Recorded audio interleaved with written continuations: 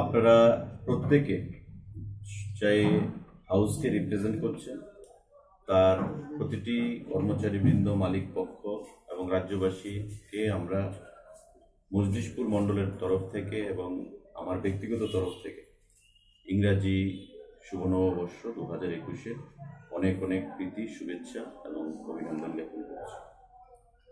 এবং আপনারা যারা এখানে আমাদের এই সাংবাদিক সম্মেলনে ডাকে সাড়া দিয়ে উপস্থিত হয়েছেন, তাদেরকে অনেক অনেক কৃতজ্ঞতা এবং ধন্যবাদ জ্ঞাপন করতে চাইছি। একটা বিষয় নিয়ে আজকে আপনাদের আমরা দ্বারস্থ হয়েছি এবং আপনাদেরকে এখানে ডাকা হয়েছে। আপনারা জানেন যে রাজ্যের রাজনৈতিক পরিস্থিতিতে বর্তমানে 25 বছর পর বিজেপি দলের সরকার সেখানে প্রতিষ্ঠিত হয়েছে 2018 সালে, এবং যে সরকারটা প্রতিষ্ঠিত হয়েছে সেই সরকার, এটা বিজেপি দলের সরকার, বিজেপি আইপিএফটি জোট সরকার। এবং সেই জোট সরকারের বিশেষ করে বিজেপি দল, বিগত দিনে আমরা দেখেছি বিজেপি দলের বিভিন্ন বরিষ্ঠ নেতৃবৃন্দদের কথা শুনেছি, অটল বিহারী বাজপেয়ী, এল.কে. আডবাণী, মুরলী মনোহর যোশী, এবং পরবর্তী সময়ে আজকে যারা দেশকে শাসন চালাচ্ছেন, শাসন ব্যবস্থা, আমাদের সবার প্রিয় পৃথিবীর রাষ্ট্রনায়কদের মধ্যে অন্যতম সম্মানীয় নরেন্দ্র মোদীজি, অমিত শাহজি, আমাদের জেপি নাড্ডা সাহেব, প্রত্যেকে ত্রিপুরাতে একটা পরিবর্তন এনে দিয়েছিলেন 2018 সালে। এবং কংগ্রেস, কমিউনিস্ট, বিজেপি প্রত্যেকে মিলে আমরা সরকারটা গঠন করেছি একটা স্বপ্ন নিয়ে, আগামী দিনে ত্রিপুরাকে একটা সুন্দর রূপ রেখা তৈরি করে। কিন্তু বর্তমান সময়ে আমরা যে পরিস্থিতির শিকার রাজ্যবাসী এবং আমরা কিছু বিধায়ক, এ অবর্ণনীয়। সাংগঠনিকভাবে এবং প্রশাসনিকভাবে যেদিকে রাজ্য চলছে, যেভাবে সরকার এবং রাজ্য চলছে সাংগঠনিকভাবে, সেটা কোনো অবস্থাতেই মেনে নেওয়া যায় না। মজলিশপুর বিধানসভা কেন্দ্র বরাবরের মতো একটা ব্যতিক্রমী বিধানসভা কেন্দ্র আমরা বরাবরই করি, এবং গত নির্বাচনে এই এলাকার গণদেবতারা বিধায়ক হিসাবে আমাকে 3890, প্রায় 4000 ভোটের ব্যবধানে জয়ী করেছে। বিধায়ক হিসাবে আমি যেদিন জয়ী হয়েছি বা দল আমাকে যেদিন নমিনেশন দিয়ে এই বিধানসভা কেন্দ্রে পাঠিয়েছে, আমি প্রথম দিন থেকে আমার বাঁ পাশে যিনি বসা রয়েছেন সম্মানীয় গৌরাঙ্গ ভৌমিক মহোদয়, সদ্য প্রাক্তন হওয়া মন্ডল সভাপতি 10 মজলিশপুরে, ওনার সহযোগিতা পেয়েছি। রাজ্য কমিটিও এটা ভালো করে জানতেন এবং বরাবর প্রশংসা করতেন, মুখ্যমন্ত্রী থেকে শুরু করে পার্টির সভাপতি, অন্যান্য নেতৃত্বরা, যে ত্রিপুরা রাজ্যে যদি প্রথম 3টা বিধানসভা বা মণ্ডলকে ধরা হয় যা সাংগঠনিকভাবে শক্তিশালী, কর্মসূচির দিক থেকে শক্তিশালী, মণ্ডল সভাপতির ডেডিকেশন দলের প্রতি, প্রাচীন মণ্ডল সভাপতি, এবং 1992 সাল থেকে উনি বিজেপির সঙ্গে যুক্ত, ভারতীয় জনতা পার্টির পরিবারের প্রাক্তন একজন সৈনিক। আমি বিধায়ক হয়েছি, উনি মণ্ডল সভাপতি, আমরা দুজনে মিলে সংগঠনটাকে শক্তিশালী করেছি, এবং দল যা রেজাল্ট পেয়েছে বিভিন্নভাবে, সেটা শক্ত সাংগঠনিক ভিতের উপর নির্ভর করে, যেটা অধিকাংশ কৃতিত্ব আমার নয়, এটা মণ্ডল সভাপতি গৌরাঙ্গ ভৌমিকের এবং তার টিমের। আমি বিধায়ক হওয়ার পর আমরা মিলেমিশে সেটা আমরা করেছি। বিভিন্ন ইস্যুতে আমাদের, আপনারা খবরের কাগজ পরিবেশনায় আপনারা লিখেছেন, রাজ্য কমিটি থেকে বলা হয় যে বিদ্রোহী বিধায়ক। এবং তার জন্য বেছে বেছে বিধায়কদেরকে কিভাবে দুর্বল করা যায়, বিধায়কের সংগঠনকে কিভাবে ডিস্টেবিলাইজ করা যায়, তার একটা চক্রান্ত এই মজলিশপুরও আমরা দেখেছি শুরু হয়েছে গত কয়েকদিন আগে। যুব মোর্চার সভাপতির নাম বদলের সময় এখানে মন্ডল প্রাক্তন সভাপতি আছেন, বলবেন, আমাদের কাছ থেকে 3টা নাম চাওয়া হয়, আমরা মিলে কথা বলে, যুবকদের সাথে কথা বলে 3টা আমরা নাম পাঠাই। কিন্তু যেহেতু সুশান্ত চৌধুরীকে কাট্টু সাইজ করতে হবে, যেহেতু সুশান্ত চৌধুরীকে কুণ্ঠাসা করতে হবে, সুশান্ত চৌধুরী যেন মজলিশপুর বিধানসভার ভিতরে প্রবেশ করতে না পারে, ডিওয়াইএফআই এর অঞ্চল সম্পাদক একটা ছেলেকে, যে 2018 সালের নির্বাচনে যখন আমি প্রার্থী হয়ে আসি এই ধানচমনি এলাকায় আমার গাড়িকে আটকে দিতে চেষ্টা করেছিল সিপিআইএম এর একজন দুষ্কৃতী মাফিয়া হিসাবে, লাল টুপি, লাল সিপিআইএম এর পোশাক পরে, এবং আসামপাড়া এলাকায় আমাদের বিভিন্ন কার্যকর্তাদের উপর বিভিন্ন সময় সে আক্রমণ সংঘটিত করেছে। 8ম বামফ্রন্ট সরকার তৈরি করার জন্য সে একটা প্রচেষ্টা নিয়েছিল সিপিআইএম এর সক্রিয় ডিওয়াইএফআই এর অঞ্চল কমিটির নেতৃত্ব হিসেবে। আজকে তাকে বেছে মজলিশপুর যুব মোর্চা সভাপতি বানিয়ে দেওয়া হয়েছে। যারা দীর্ঘদিনের বাম বিরোধী লড়াকু যুবক ভাইয়েরা, তাদেরকে না বানিয়ে সিপিআইএম এর হাতে অঞ্চল কমিটির, আমাদের অঞ্চল কমিটির এখানকার নেতা, তাকে যুব মোর্চার সভাপতি করে দেওয়া হয়েছে। আমরা প্রতিবাদ। জিরানিয়াতে আমরা একটা ঐতিহাসিক যুব সম্মেলন করেছি এই মজলিশপুর বিধানসভা কেন্দ্রে বিভিন্ন যুবক মা বোনদেরকে দিয়ে, যেটাকে বাধা দেওয়ার জন্য, বানচাল করার জন্য একটা বিরাট চক্রান্ত হয়েছিল। এবং কর্মসূচির দিন আপনারা জানেন যে বহিরাগতদেরকে দিয়ে সেখানে একটা গন্ডগোল পাকানোর চেষ্টা হয়েছে। পুলিশ এবং আমাদের কার্যকর্তা ভাইয়েরা মিলে সেটাকে বানচাল করে দিয়েছে। প্রতিশোধ দিতে হবে। তাই আগামী 3 তারিখ আমরা একটা মোটর বাইক র্যালি ডাক দিয়েছি সিপিআইএম এর বিরুদ্ধে। নরেন্দ্র মোদীজি, অমিত শাহজি, জেপি নাড্ডাজি, তাদের চিন্তাধারাকে দিকে দিকে বিকশিত করার জন্য আমাদের বিভিন্ন কেন্দ্রীয় সরকারের কর্মসূচিগুলোকে মানুষের কাছে পৌঁছানোর জন্য বাইক র্যালিটাকেও বানচাল করতে হবে।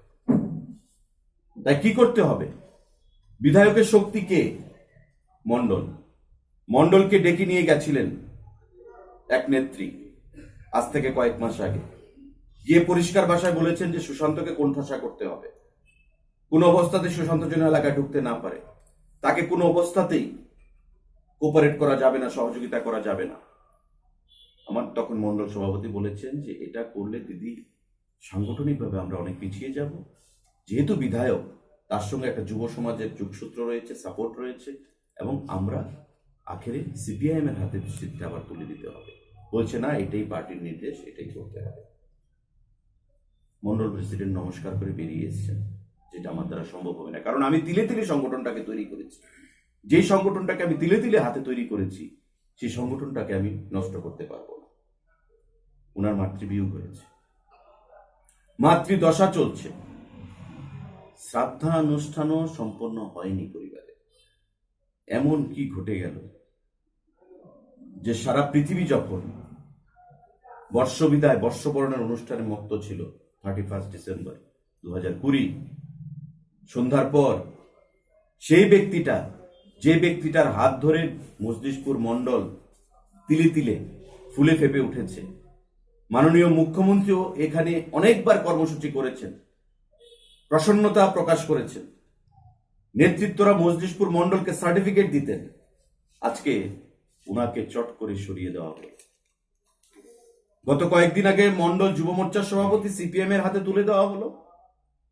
গতকাল ওই 3 তারিখের মোটর বাইক র্যালিটাকে বানচাল করার জন্য প্রেসার দেওয়া হলো।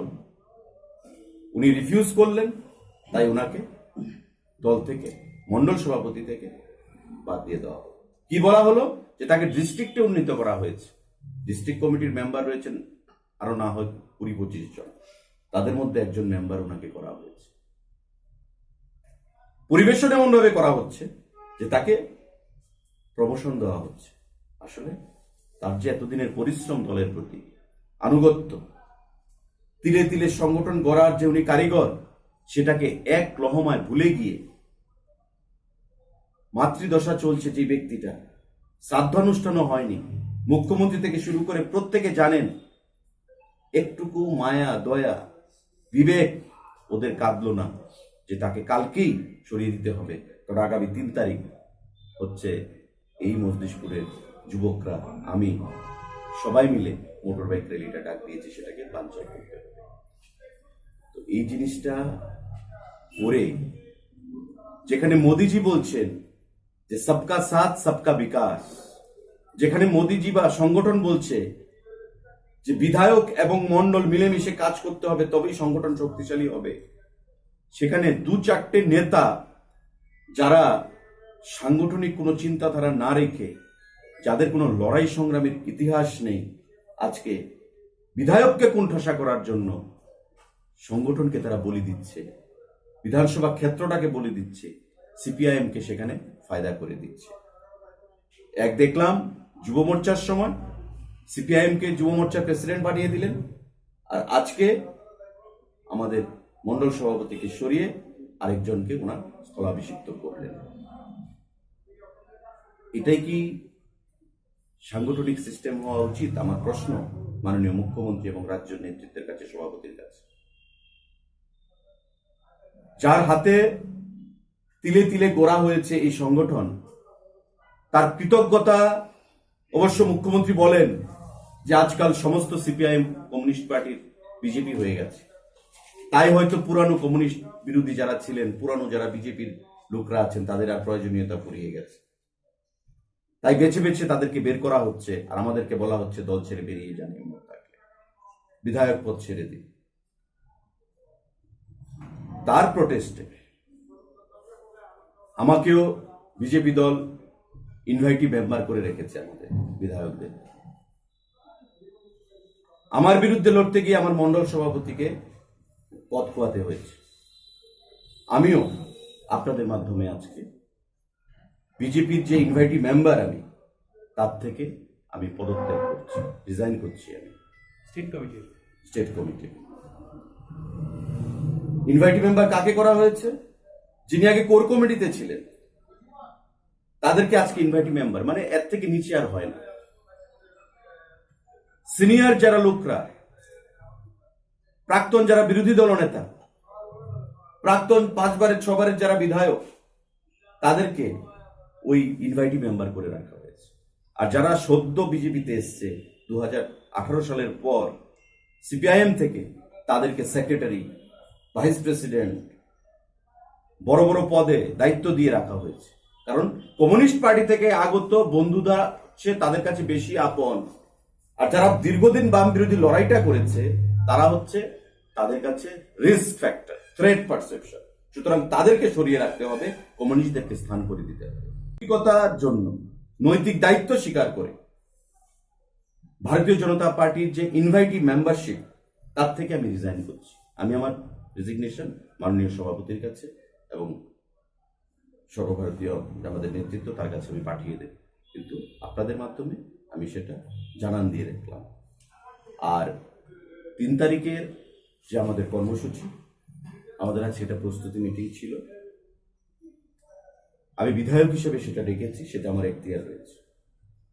27 তারিখও যে আমাদের কর্মসূচি ছিল, সেটা আমাদের এখতিয়ার রয়েছে, কারণ বলেন এটা অবৈধ, বিভিন্ন চ্যানেলদেরকে লাগিয়ে দেওয়া হয়েছে, নেতারা বলছেন যেটা অবৈধ প্রোগ্রাম, অ্যাপ্রুভাল নেই।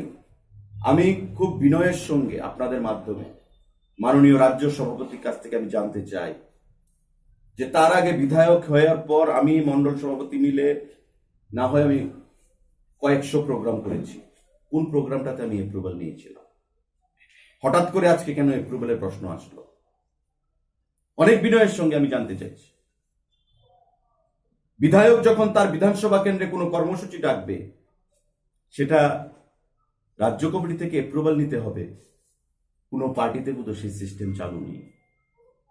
কিন্তু অবৈধ প্রোগ্রাম রাজ্য কমিটির অ্যাপ্রুভাল নেই, এ কথা বলে মানুষকে বিভ্রান্ত করা হয়েছে, বাইরে থেকে লোক আনানো হয়েছে। মজলিশপুরবাসীকে বদনাম করার জন্য, এই এলাকার গণদেবতাদেরকে বদনাম করার জন্য। এটা কোনো অবস্থাতেই একটা জাতীয়তাবাদী পার্টি, শৃঙ্খলাবোধ পার্টির কাছে এই জিনিসটা কাঙ্ক্ষিত নয়। কার লাভ হলো তাতে?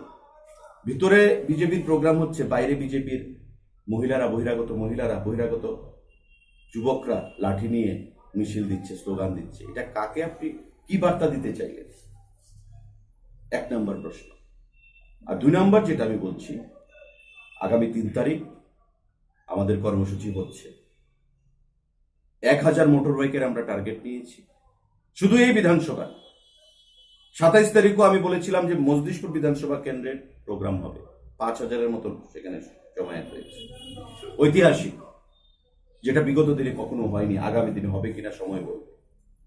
আর আগামী 3 তারিখ আমরা সেই মোটর বাইক র্যালির মাধ্যমে আমরা জানান দেব যে মজলিশপুরের যুবকরা সিপিআইএম বিরোধী, যুব মোর্চার সিপিআইএম এর যে সভাপতি হয়েছে সিপিআইএম থেকে আগত, তার বিরুদ্ধে, এবং সাডেনলি এই মণ্ডল সভাপতিকে যে সরিয়ে দেওয়া হলো, এই 3 তারিখে সফলতার মাধ্যমে আমরা জানান দেব যে গৌরাঙ্গ বাবুর সরিয়ে তাকে হটানোটা এটা অনৈতিক, এবং গৌরাঙ্গবাবুর সঙ্গে, বিধায়কের সঙ্গে এলাকার লোকরা রয়েছে, এলাকার যুবকরা রয়েছে।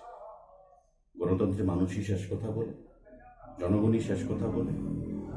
কোনো অবস্থাতেই সিপিআইএম সুবিধা পাবে, যতই ষড়যন্ত্র হোক, ব্যক্তি আক্রমণ হোক, আমরা কিন্তু কোনো অবস্থাতেই মেনে নেব না। কোনো অবস্থাতেই আমরা সেটা মেনে নেব না। আমি আপনাদের মাধ্যমে আহ্বান জানাবো মজলিশপুরের প্রতিটি যুবকের কাছে যে আগামী 3 তারিখ আমাদের যে বাইক র্যালি, সেই র্যালিতে যোগদান দিন, সেই র্যালিতে পার্টিসিপেট করে র্যালিকে ঐতিহাসিক রূপ দিন, যেটা বিগত 27 ডিসেম্বর আমরা জিরানিয়া এসডিএম মাঠে আমরা করেছি সম্মেলনের মাধ্যমে। সেটা আগামী দিনে আবারও আমরা একটা ইতিহাস তৈরি করব। আমি এখন আহ্বান জানাবো আমাদের মাননীয় মণ্ডল সভাপতিকে এই বিধানসভা কেন্দ্রে সরিয়ে দেওয়া। মোদিজির চিন্তাধারা কোথায়? অমিত শাহজি, নাড্ডাজি কি ভাবছেন? তারা কত কষ্ট করে ত্রিপুরা রাজ্যকে ভাবমুক্ত করে আমাদের হাতে তুলে দিয়েছে, কিন্তু আজকে যেভাবে চলছে, আজকে সেটা মোদিজি, নাড্ডাজি এবং অমিত শাহজি সেটা অপমান করা হচ্ছে। এভাবে চলতে থাকলে তাদের যে স্বপ্ন ত্রিপুরাকে নিয়ে, কোনো অবস্থাতেই সেটা ফলপ্রসূ হবে না, বাস্তবায়িত হবে না, এবং রাজ্যের মানুষের চাহিদা সেটা অপমৃত্যু হবে। আমাদের মোদিজির হাতকে শক্তিশালী করতে হবে, অমিত শাহজি, জেপি নাড্ডাজির হাতকে শক্তিশালী করতে হবে। এটাই মূল মন্ত্র নিয়ে আমরা বিজেপিতে এসেছি এবং বিজেপি করতে চাইছি। কিন্তু যেভাবে কমিউনিজম ভার্সেস ন্যাশনালিজম লড়াইটা ছিল ত্রিপুরা রাজ্যে, এবং এখানে কমিউনিজমকে হারিয়ে ন্যাশনালিজম জয়ী হয়েছে, সারা পৃথিবীতে সে বার্তা গেছে, সেটাকে দুর্বল করা হচ্ছে। ন্যাশনালিজম যে ফোর্স, আমরা বলি ভারত মাতা কি জয়, যে ন্যাশনালিজম ফোর্স, এই ন্যাশনালিজম ফোর্সকে দুর্বল করা হচ্ছে। এভাবে কমিউনিস্টকে সুযোগ করে দিয়ে মোদিজিকে দুর্বল করা হচ্ছে, নাড্ডাজিকে দুর্বল করা হচ্ছে, অমিত শাহজিকে দুর্বল করা হচ্ছে এ ধরনের হঠকারী সিদ্ধান্ত নিয়ে। এই জিনিসগুলো মোটেও কাম্য নয়।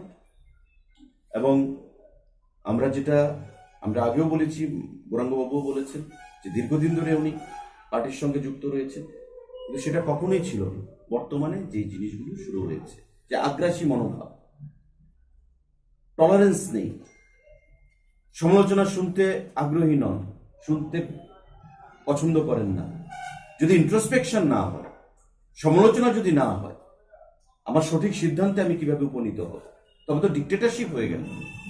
গণতন্ত্রে ডিক্টেটরশিপ বলতে নেই। পৃথিবীর সর্ববৃহৎ পার্টি হচ্ছে ভারতীয় জনতা পার্টি, এবং তার আদর্শ, তার দলের কার্যকর্তাদের প্রতি নিষ্ঠা, আনুগত্য, কার্যকর্তাদের দলের প্রতি আনুগত্য, সেটাকে ভারতবর্ষে নয়, পৃথিবীতে তাকে শ্রেষ্ঠ পার্টি বানিয়েছে দীনদয়াল উপাধ্যায়, শ্যামাপ্রসাদ মুখার্জির চিন্তাধারা। আজকে মোদিজি, আমাদের অটল বিহারী বাজপেয়ীজি, যিনি প্রাক্তন প্রধানমন্ত্রী, এলকে আডবাণী, তারা একটা সময় পেরিয়ে গেছেন। আজকে একটা নবধারায়, নতুন আঙ্গিকে এই দলটা চলছে। কিন্তু ত্রিপুরা রাজ্যে সরকার আসার পর থেকে আমরা দেখতে পাচ্ছি যে কথা বললেই তাকে চুপ করিয়ে দিতে হবে, যে কোনো মূল্যে মানুষের গণতান্ত্রিক অধিকার ভাষাকে সেখানে বন্ধ করে দিতে হবে, সদলীয় বিধায়ককে টার্গেট করা হচ্ছে। কেন সেই জিনিসটা হবে? আজকে বিধায়কের সঙ্গে আপনারাই বলছেন যে বিধায়কের সঙ্গে আলোচনার মাধ্যমে, আন্ডারস্ট্যান্ডিং এর মাধ্যমে সংগঠনকে পরিচালিত করতে, এখন সেটা উনি করছিলেন, ওনাকে সরিয়ে দেওয়া হলো। সেই জিনিসটা মোটেই কাম্য নয় রাষ্ট্রবাদী পার্টির কাছে, এবং এতে করে কমিউনিস্ট পার্টির লাভ হচ্ছে। কোন অবস্থাতেই আমরা মজলিশপুরবাসী বা মজলিশপুরের যুবকরা সেই জিনিসটা আমরা মেনে নিই। আপনাদের যদি কোনো প্রশ্ন থাকে সেটা করতে পারেন। বিভিন্ন চ্যানেলে, বিভিন্ন টকশোগুলোতে বলি যে আমরা বিধায়ক, আমাদেরকে বাকি বিধায়ক করা, এবং যেহেতু আমরা মানুষের কথাগুলো ওদের কাছে বলতে চাই, আমাদের নেতৃত্বের কাছে, মন্ত্রীদের কাছে, মুখ্যমন্ত্রীর কাছে, দলের কাছে, আমাদেরকে বলা হয় বাকি বিধায়ক। And that is the reason why আমাদেরকে কোনো প্রোগ্রাম বা কর্মসূচিতে পর্যন্ত ডাকা হয় না। পার্টি অফিসে কোনো কর্মসূচিতে ডাকা হয় না। দিল্লি থেকে নেতৃত্ব এলো, পার্টি অফিসে মিটিং হয়, সম্বর্ধনা হয়, আমাদেরকে ডাকা হয়। টাউন হলে প্রোগ্রাম হোক, রবীন্দ্র হলে প্রোগ্রাম হোক, যে কোনো জায়গায় রাজ্যে আমাদেরকে কোনো বিধায়কদেরকে ডাকা হয় না। তাই তো আমরা দিল্লিতে জেপি নাড্ডা সাহেবের কাছে গিয়ে কথা বলেছি। এখানে উনি হচ্ছেন সর্বোচ্চ অভিভাবক। সোনকরজি এসছে, আমরা কথা বলেছি। এগুলো করে আলটিমেটলি আমাদের 2 বছর হয়েছে ইলেকশন। 2 বছর পরে ইলেকশনে আমরা মানুষের কাছে যেতে হবে। আমাদের মেইন ফোকাস হওয়া উচিত এখন আমাদের ভিশন ডকুমেন্টে যে প্রতিশ্রুতি দেওয়া হচ্ছে সেগুলোকে অক্ষর অক্ষরে পালন করা। এখন কেউ যদি বলে যে 90% কাজ হয়ে গেছে, সেগুলোকে মেনে নিতে হবে এমন তো নয়। যে কাজগুলো এখনো হয়নি সেই জিনিসগুলো আমাদের করতে হবে। ভিশন ডকুমেন্ট কাজকে আমাদের ত্বরান্বিত করতে হবে, যাতে করে 23-এর ইলেকশনে আবারও মোদিজির নামকে আমরা এখানে উঠিয়ে রাখতে পারি। মোদিজিকে আরো আমার ত্রিপুরা যেন আমরা পদ্মফুলকে আমরা শক্তিশালী করে ত্রিপুরা আবার আমরা উপহার দিতে পারি এই রাজ্যে। এবং কমিউনিস্ট 25 বছর যে অপশাসন চালিয়েছে এই রাজ্যে, এই অপশাসন যেন ত্রিপুরাবাসী আর কখনো ফিরে না পায়, সেটাই থাকবে আমাদের প্রচেষ্টা হওয়া উচিত। কিন্তু আজকে এগুলো করে তো আখেরে কমিউনিস্ট পার্টিকে লাভ করে দেওয়া হচ্ছে। দলের সর্বভারতীয় নেতৃত্বের কাছে আপনারা গেছেন, সোনকরজির কাছেও গেছিলেন।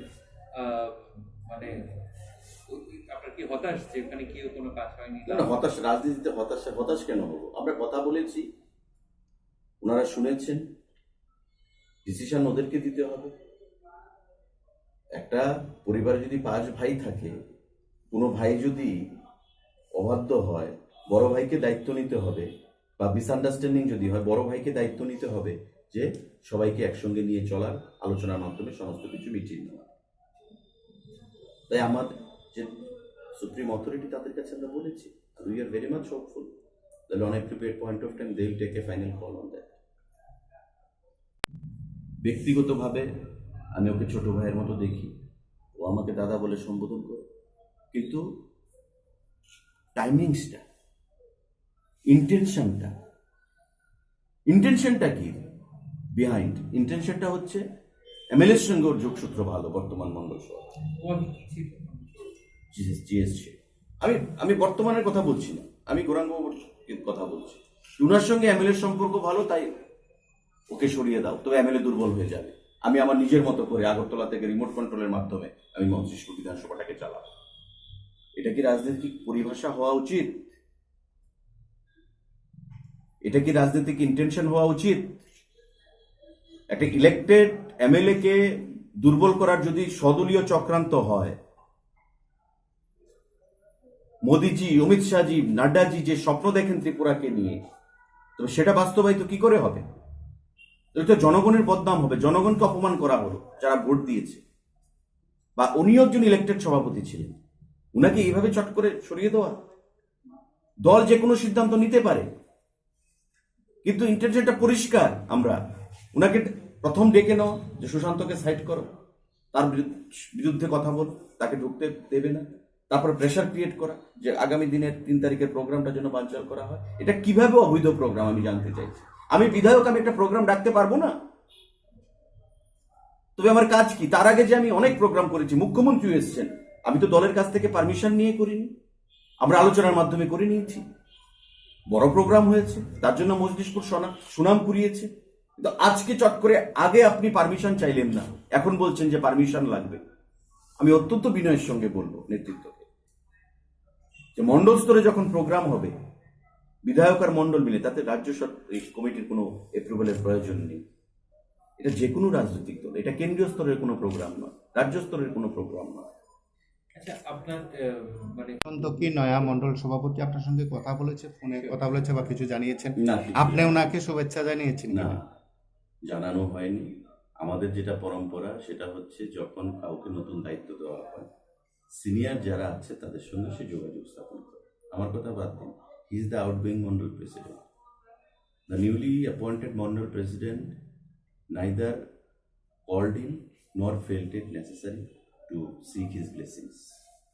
আর আমি তো বিধায়ক, আমার সঙ্গে কোনো যোগাযোগ করা হয়নি। ইন্টেনশনটা তো ক্লিয়ার, পরিষ্কার বলে দেওয়া হয়েছে কোন অ্যাঙ্গেলে কাজটা করতে হবে। 23 তারিখের প্রোগ্রামকে বানচাল করার জন্য বিভিন্ন জায়গায় ঘুরছে, গিয়ে বলছে অবৈধ প্রোগ্রাম হবে। এক পক্ষ কনফিউজড, আরেক পক্ষ বলছে হবে, এক পক্ষ বলছে হবে না। মন্ডল সভাপতি নতুন বলছেন যে এখন তো এজেন্ডা একটাই, প্রোগ্রামটাকে বানচাল করতে। যারা বিধায়ক স্যাররা আছেন সবাই আপনারা দিল্লিতে গেছেন, নাড্ডাজির সাথে দেখা করেছেন, কথাও বলে এসেছেন, ওইখান থেকে আপনাদের কোনো সদুত্তর পেয়েছেন কিনা? দেখুন, আজকের এটা এজেন্ডা নয়। আজকে যে এজেন্ডা নিয়ে কথা বলার জন্য ডাকা হয়েছে, আমি অলরেডি আপনাদের সঙ্গে আলোচনা করেছি। সেটা নিয়ে বিস্তারিত অনেকবার আলোচনা হয়েছে, আপনারাও খবর করেছেন বিভিন্ন সময়। আজকে এটা অ্যাপ্রোপ্রিয়েট প্রোগ্রাম নয়। আমাদের বিধায়ক সাহেব যেটা বললেন, অনেকদিন ধরেই এই পার্টিতে আছি, কিন্তু পার্টির যে শৃঙ্খলা সিস্টেম আমরা সবসময় বলে থাকি, তো এটা হঠাৎ করে যেন একটা ছন্নছাড়া ভাব এসে গেছে। কারণ যখন রাজ্য কমিটির কাউকে আমি কিছু বলার পর যদি তার কথা না শুনি, তখন মনে হয় সে বিজেপি বিরোধী। সেই আখ্যায়িত করেই আমাকে মনে হয় আজকে এই মন্ডল সভাপতি সরানো হয়েছে। বিজেপিতে সরানো হয় না তা নয়, কিন্তু এইভাবে মানে 3 বছরের, আমরা একবার ইলেকশনে জিতলে 3 বছরের জন্য আমাদের টার্ম থাকে, সেই টার্মের মাঝখানে সরিয়ে দিল। মানে আমিও মানে অবাক যে কালকে এই বর্ষবরণের শেষ দিনে, এবং এদিকে আমার মানে ওই 27 তারিখে প্রোগ্রাম আমি থাকতে পারিনি, কারণ আমার সেদিন মায়ের শ্রাদ্ধ ছিল এবং এই রোববারে আমার বাকি কাজকর্ম হওয়ার কথা। কিন্তু তার মধ্যেই এই আজকের এই তারা রাজ্য কমিটির সেই আমাকে টার্মিনেশন লেটার দিয়েছে এবং এখানে নতুন মন্ডল প্রেসিডেন্টকে বসানো হয়েছে। তো ভারতীয় জনতা পার্টির যে সিস্টেম, সেটা কি এখন রাজ্য কমিটি পুরোটাই কি তার মন করা হচ্ছে কিনা জানা নেই। এটাই আমি আপনাদের মাধ্যমে জানতে চাই যে ওনারা দলটাকে যেন মানুষ যেন যে সিপিএম বিরোধী জন্য সিপিএম এর বিরুদ্ধে যে লড়াইটা ছিল সেটা যেন ওনারাও ঠিকঠাকভাবে লড়তে পারে, আমরাও যেন লড়তে পারি, এই সুযোগটা যেন করে দেয়। এটাই আমার বক্তব্য ছিল। তো অব্যাহতি দিয়ে একটি দায়িত্ব দেওয়া হয়েছে, মূলত প্রদেশ কমিটি বা জেলা মানে যে কমিটি রয়েছে, গ্রামীণ যে জেলা কমিটি, আপনার কি সম্মতি নিয়েছে এখন? না, তারা তো ওই চিঠিটা পাঠিয়ে দেয়, হোয়াটসঅ্যাপে পাঠিয়ে দিয়েছে, আরেকটা লেটার পাঠিয়ে দিয়েছে। সেটা তো যে পদে আপনাকে দেওয়া হয়েছে সেটা জানানো হয়েছে, আগাম কি সম্মতি নিয়েছে কি আপনার? না, আগাম তো সম্মতি নেওয়া হয়নি। আর নতুন সভাপতি কি আপনাকে ফোন করেছে? এখন